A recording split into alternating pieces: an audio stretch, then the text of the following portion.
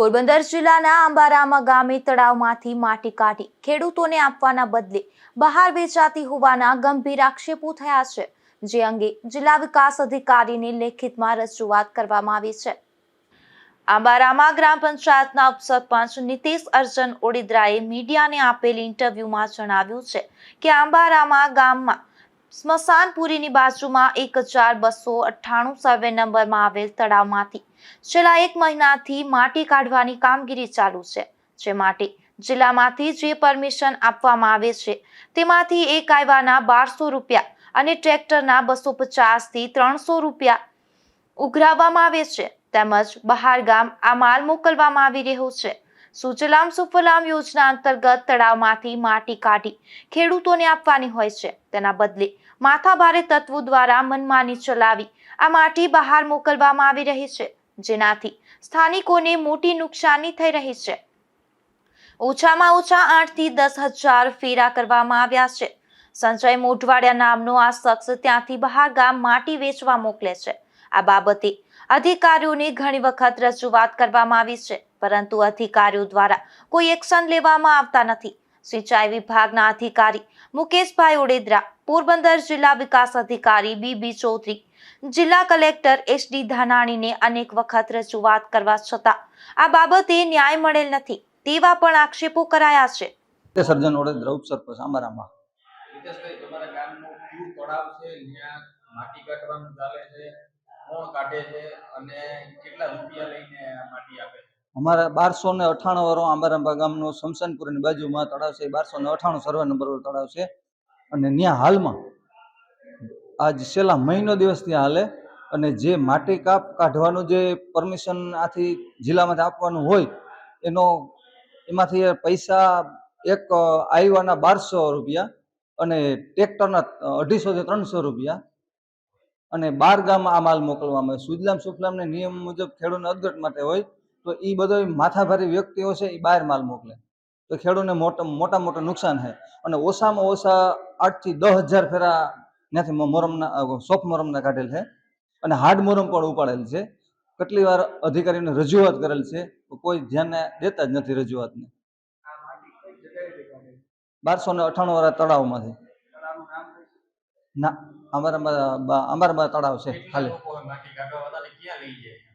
ત્યાં માટી કાઢવામાં એક સંજય અરભમ મોઢવાડિયા અને બીજા વ્યક્તિ તો ગામના હતા, એ તો ગામમાં જ હતા। આ એક જ વ્યક્તિ બહાર ગામ મોકલવા વાળો છે, સંજય અરભમ મોઢવાડિયા। એ બહાર ગામ પેશિયલનો ધંધો જ કરે છે માટી ઉપાડવાનો। એને મેં રજૂઆત કરી કે તો મેં વેચવા માટે પરમિટ લીધી, હું વેચવાનો હા, મને કોઈ રોકી શકવાનું છે જ નહીં।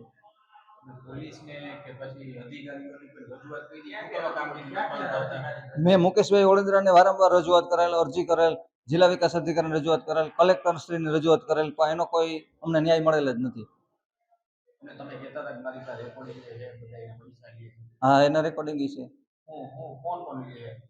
મુકેશભાઈ ઓડેદરા, સિંચાઈ વિભાગ કાર્યપાલક ઇજનેર। વાત કરી કે ભાઈ ભ્રષ્ટાચાર કરે છે અધિકારીઓ, જે કોઈ આમાં કામગીરી નથી બંધ કરાવતા, તો કોણ ભ્રષ્ટાચાર કરે છે કઈ રીતે કરે છે? ભ્રષ્ટાચાર એટલે મુકેશભાઈ ઓડેદરાને અમે રજૂઆત કરી, કલેક્ટરશ્રીની રજૂઆત કરી, જિલ્લા વિકાસ અધિકારીને રજૂઆત કરી, જિલ્લા વિકાસ અધિકારીને રૂબરૂ મળ્યા તો જિલ્લા વિકાસ અધિકારીએ કીધું હતું કે ભાઈ આ પરમિટ રદ કરી નાખો। હજી સુધી કોઈ રદ કરવામાં આવી જ નથી।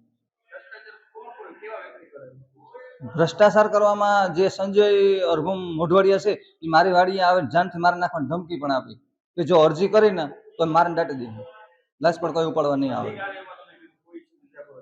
અધિકારીમાં મુકેશભાઈ ઓડેદરા, સિંચાઈ વિભાગ કાર્યપાલક ઇજનેર। મુકેશભાઈ એમ કે જ્યાં રજૂઆત કરવી એને કરી લેજે, બાકી આ તો હાલવાનું જ છે।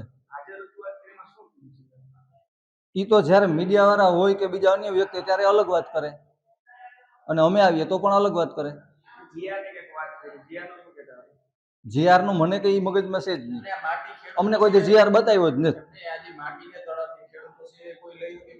ના, ખેડૂતો માટે જ સુજલામ સુફલામ યોજના ખેડૂત માટે જ છે અને જો બીજા માટે હોય તો એને ખાનખનીજમાંથી પરમિશન લેવું પડે।